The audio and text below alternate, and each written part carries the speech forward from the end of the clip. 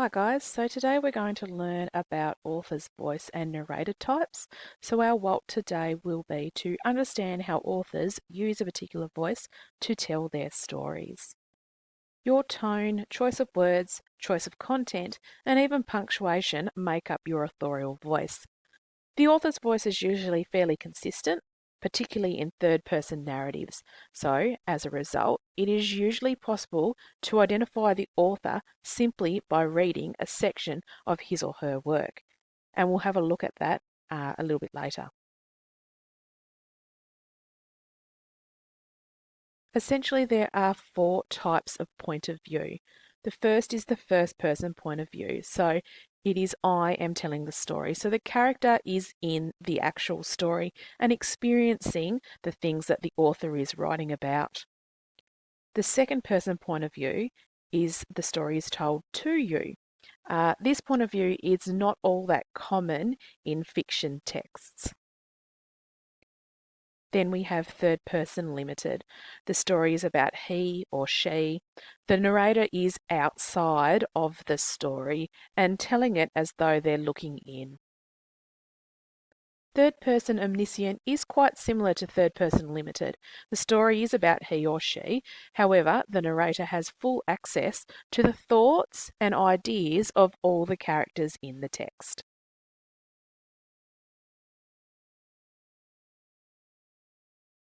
So within the first person point of view, we have the interior monologue. So it's the first person train of thought overheard by the reader. It is not spoken out loud as is a monologue. Or sometimes overheard and reported by an omniscient narrator. Other times it occurs as a stream of consciousness. Subjective narration. First person narrator seems unreliable and tries to get readers to share his or her side or to assume values or views not usually presumed by the reader. Detached autobiography. First person, a reliable narrator that guides the reader. Narrator is the main character, often reflecting on a past self, sometimes an adult recounting an event from childhood. When it is the latter, it is important to notice how the adult voice affects the child's story. Memoir or observer narration. First person. Narrator is observer rather than main participant. Narrator can be a confidant, eyewitness, or chorus, so they provide offstage or background information. This narrator can be both reliable or unreliable.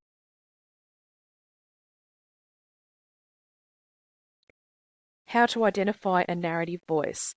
This is usually done through the author's use of literary devices. So, for example, similes may be simple examples if written through the voice of a child. So, a child might say, refer to something as being as fast as a race car, and the type of language used throughout.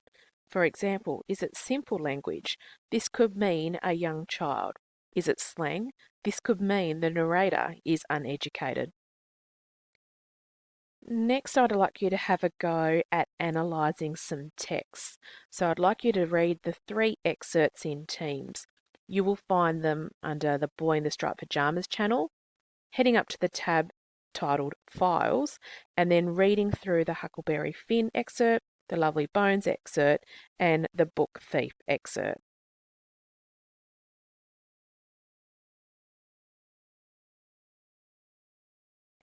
I want you to have a go at identifying the narrator for each of the excerpts and provide clues for why you think this.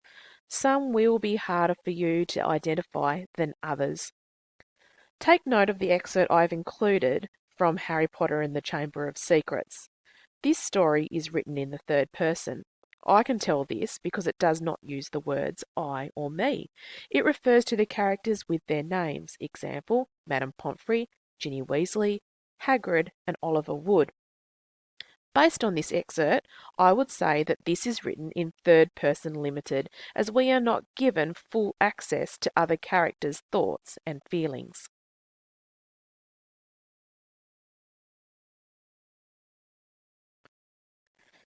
I'd like you to identify the literary devices found throughout the texts and comment on the effect and purpose of the devices.